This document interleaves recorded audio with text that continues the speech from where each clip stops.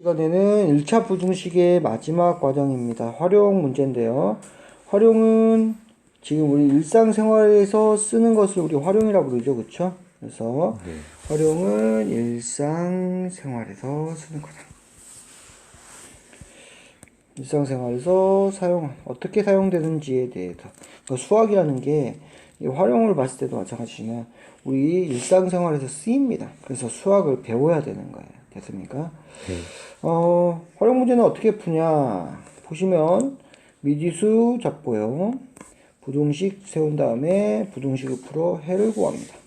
그 다음에 해가 맞는지 확인한다. 이거 검산이라고 부릅니다. 그렇죠? 그래서 미지수 넣고 식 세우고 식을 풀어서 해 구하고 시간이 남으면 해가 남는지 검산을 하고. 이거 말로는 엄청 쉽죠. 하지만 그렇게 쉬운 게 아니잖아요. 그쵸? 왜냐면 이 문제가 어떤 의도로 되어 있는지를 경험을 통해서 우리가 획득할 수밖에 없는 겁니다. 그래서 공부를 해야 되는 거예요. 됐습니까? 우선 문제 보겠습니다. 이거 예금 문제인데요. 형은 3,000원 있고요. 3,000원 있고요, 형은. 동생은 2,500원 있습니다. 형은 매달 500원씩, 동생은 200원씩 예금한다면 형의 예금액이 동생의 예금액의 2배 이상이 되는 것은 몇 개월인가? 그럼 형의 예금액은요. 3,000원부터 첫 달은 얼마야? 3,000 더하기 500원. 둘째 날은 3,000 더하기 500 곱하기 2배 하겠죠. 그쵸? 네. 세 번째는 3,000 곱하기 500 곱하기 세 번째. 이렇게 커질 겁니다. 그럼 우리가 몇 개월인지 모릅니다. 그래서 x라고 잡으면요. x개월 후에는 얼마가 된다는 거야? 동생이 2배? 500 곱하기 식을 먼저 세야 되죠. 얼마? 내가 지금 보니까 3,000원 원래 기본으로 있는 거고 500원을 달수, 개월수로 곱해서 쓰는 거군요. 그쵸? 1, 2, 3 해서요. x개월 후니까 얼마야? x를 곱해주시면 형의 뭐가 나온다? 예금액이 나옵니다. 동생도요. 똑같은 식으로 적용하면 원래 2,500원씩 있고요. 다달이 200원씩 얼마 X개월 동안 쏟아붓기 때문에 이런 식의 예금액이 나올 겁니다. 여기까지는 구할 줄 알아야 돼요. 됐습니까? 네. 이제 여기서 이제 부등식이 나옵니다. 2배 이상이 돼. 동생의 2배 이상이 돼. 그러면 형께요. 동생의 몇 배? 2배보다 크거나 같아 이상이어야 된다는 겁니다. 됐습니까? 네. 그러면 이제 괄호 문도 정리하시고요. 이렇게 될 것이고요. 얘는 3,000 더하기 500x 이렇게 될 겁니다. 500 문자부터 정리할게요. 500x, 400x니까 1로 넘기는 100x. 게 더 유리하다. 빼기 3,000이니까 얼마가 된다? 2,000. 100으로 나눠주니까 얼마가 된다? 20. 그래서 20개월 이상을 쏟아 부어야지만 어떻게 됩니까? 더 2배가 됩니다. 그죠? 20개 이렇게 보시면 처음에 이거 식 못 세운 사람들이 태반일 겁니다. 원래 3,000원 있고요. 500원씩. 근데 이제 이거를 점점 한 번 풀 때마다 500원씩 그러면 500원씩 커지고 3,000원은 그대로니까 식을 이렇게 세워야지. 동생도 비슷하니까 이렇게 세우면 되겠구나 라고 해서 경험을 통해서 이 식 쓰는 것을 배우는 게 바로 활용 문제의 키포인트라는 겁니다. 됐습니까? 네. 뭐 이런 문제는 그래도 일상생활에 쓰이기 때문에 우리가 나 통장에 3,000원 있는데 한 달에 200원씩 들어오면 얼마일까? 이렇게 계산이 되잖아요. 그쵸? 그래서 치우는 게 편한데 밑에 같은 경우는 이제 공식이 있는 문제입니다. 공식 문제는 공식을 좀 외우고 가야 되겠죠? 네. 거속시라고 해서요. 거속시라고 해서요. 여기 이쪽 라인은 나누기로 되고 이쪽 라인은 곱하기로 됩니다. 어떻게 쓰냐면요. 거리는 속력 곱하기 시간. 속력은 거리 나누기 시간. 시간은 거리 나누기 속력. 이런 식으로 써놓은 거예요. 이해되십니까? 그래서 거리를 택하면 얘 2개가 나오는데 이렇게 3개로 이루어져 있습니다. 공식이 하나, 둘, 3개로요. 그럼 모든 이 3개로 이루어진 공식들은 다 얘랑 비슷한 형태를 띠거든요. 대표적인 게 거속시입니다. 그죠? 그래서 거리 나타낸 다음에 속력 시간인데 이 둘만 곱하기고 나누기다 이렇게 생각해서 만약에 시간은 하면요 이 둘이 남죠. 무슨 관계다? 나누기다 해서 이렇게 써주시는 겁니다. 이해되셨습니까? 이거의 역할을. 하지만 선생님은 이렇게 외워본 적이 없어요. 그 이유는요 물론 이게 공식을 진짜 못하는 애들 같은 경우 외워도 되지만 훌륭한 학생들 같은 경우는 속력은 시간분의 거리라는 걸 과학 시간에 배웁니다. 그죠? 속력은 시간분의 거리다. 그래서 뭐라죠? 단위 시간에 간 거리 이렇게 배운단 말이에요. 그렇죠? 그래서 공식이 나오는 거야. 그래서 속력의 의미에서 속력이 나옵니다. 속력의 공식이 나옵니다. 속력은 일정한 시간 혹은 단위 시간 동안에 간 거리를 나타내 시간분의 거리야 이렇게 공식이 나옵니다. 그러면 이거를 외우고 있다면요 어떻게 한다 이제는 이항 거리는 얘가 넘어가면 뭐가 된다 곱하기 그래서 속력 곱하기 시간.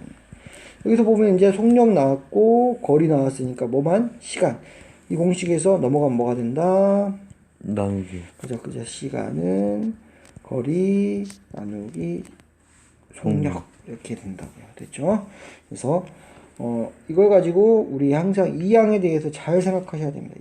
이항으로 이렇게 다 뭐한다 유추할 수 있습니다. 본인이 지금 우리 공식을 만들고 있는 거예요. 이거 외우고 있는데 이거 넘겨준다 이렇게 만들었다. 그럼 본인이 공식을 만든 거야.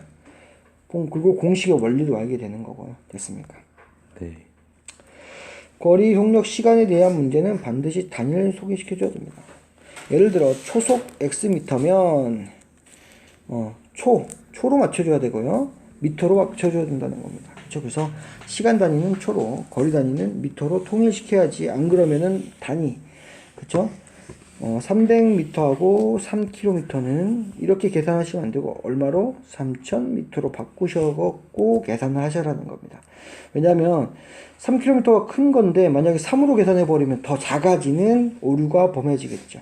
이해되셨습니까? 네. 예를 보겠습니다. 공식 시속 70km x 시간이고요. 시속이니까 딱 맞죠? 그러면 1시간에 70, 2시간에 140, 3시간에 270, x시간 동안은 곱이겠구나 해서 70x km가 나오고요. 시간은 뭐였죠? 속력분의 거리에서 시간 킬로미터 나오기 때문에 60분의 x 써주시면 바로 나오겠습니다. 그죠? 네. 농도에 대한 문제입니다. 사실 요새 농도에 대한 문제는 선생님들이 많이 안 내려고 그래요. 왜? 학생들한테 너무 부담이 되거든요. 사실 농도 문제는요, 많이 어렵습니다. 사실 그 공식을 정확히 따라갈 수밖에 없어요. 속도, 시간, 속력은 시간분의 거리 문제하고는 차원이 다릅니다. 그래서 농도 문제를 엄청 어려워하는데요. 농도 문제는요, 두 가지 핵심만 정확히 알고 있으면 됩니다. 농도 문제 풀 때는요, 소금의 양으로 푸는 경우도 있고, 농도로 푸는 경우가 있는데, 소금의 양으로 푸는 경우가 훨씬 많습니다. 그래서 소금의 양으로 푸는 경우가 있으니까, 소금의 양으로 푸는 문제가 많기 때문에, 소금의 양으로 이 문제를 해결해야 되겠다고 먼저 생각하고 들어가야 됩니다. 이해되셨습니까? 네. 소금의 양은요, 어떻게 구하냐? 우선 농도는 과학 시간에 또 나옵니다. 농도는 뭐냐면요, 이렇게 소금물 양 속에 들어있는 소금의 비율 이렇게 나와 있습니다. 소금물 속에 들어있는 소금의 비율 이렇게 됩니다. 됐습니까? 소금물이 100g이야. 소금이 10g이야. 그러면은 100분의 10. 얘가 100분의 10이고요. 여기다 얼마를 곱해주는 거? 100을 곱해줘서 10이 나오겠죠? 여기다 퍼센트를 붙여주면 10%의 농도가 나옵니다. 됐습니까? 네. 소금물이, 문제는 이겁니다. 소금물이 분의 소금이에요. 소금물은 뭘로 구성되어 있죠? 소금하고 물이요. 그러면 소금물 100g하고 소금이 10g이면 물은 얼마일까요? 소금물이 100이에요. 소금하고 물이 100이래요. 근데 소금이 10이래. 물은 얼마일까요? 90이요. 그러니까 물로 나올 때도 있습니다. 그래서 소금물을 이거 둘이를 꼭 더해 줘야 된다는 거 꼭 기억하시고요. 소금의 양은요, 얘를 어떻게 하면 됩니까? 바로 이항시키면 됩니다. 얘는 넘어가면 뭐가 된다? 곱하기니까 소금의 양만 남겨주겠습니다. 그럼 얘는 넘어가면 뭐가 된다? 곱하기가 되고요. 얘가 넘어가면 뭐가 된다? 나누기가 되기 때문에 이런 식으로 나옵니다. 이해되셨습니까? 네. 그래서 소금의 양, 이 공식은 외워두시면 좀 편하겠습니다. 그래서 소금의 양은요, 100분의 소금의 농도, 그쵸? 그 다음에 곱하기 소금의 양, 소금물의 양인데요. 이해되셨죠? 그래서 네. 100분의 소금물의 농도 곱하기 소금물의 양인데, 이거 외워주시면 빨리 풀게 됩니다. 소금의 양 구해보겠습니다. 200g 있고 10%가 있다 그랬어. 그럼 선생님이요, 이걸 설명하려고 그랬어요. 100분의 소금물의 농도라고 있죠. 100분의 소금물. 그럼 원래의 숫자를 찾아가는 거야. 10%의 원래 숫자는 얼마일까요? 100분의 10. 그죠? 100으로 나눠주면 돼요. 그게 바로 원래 숫자. 10분의 1. 그래서 0.1이라고요. 그쵸? 네. 거기다가 뭘 곱하라고요? 소금물. 소금물이요. 그러면은 이렇게 정답이 쉽게 나와버립니다. 그래서 이 퍼센트지의 원래 숫자, 퍼센트지 원래 전에 비율을 먼저 이렇게 나타낸다면 그게 바로 100분의 소금물의 농도라는 거야. 그쵸? 거기다가 소금물 전체를 탁 곱해버리면 뭐가 나온다? 소금의 양이 나온다는 것으로 이해하시면 편하겠습니다. 됐나요?